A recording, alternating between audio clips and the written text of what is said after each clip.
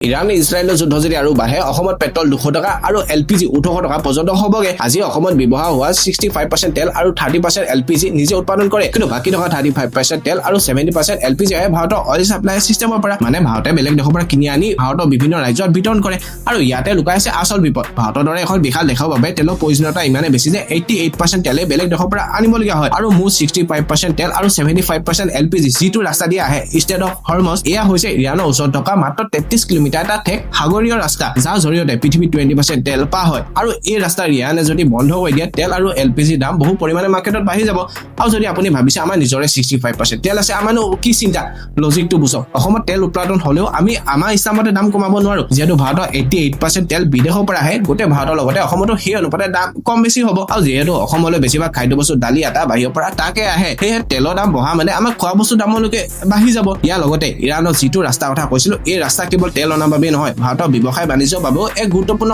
ঘাইপথ ইয়াৰ জৰিয়তে আমাৰ দেশৰ বহুতো বস্তু এক্সপৰ্টো হয় মানে যুদ্ধ লাগিছে 1000 কিলোমিটাৰ দূৰত কিন্তু ইয়াৰ প্ৰভাৱ অসমলৈকে পৰিব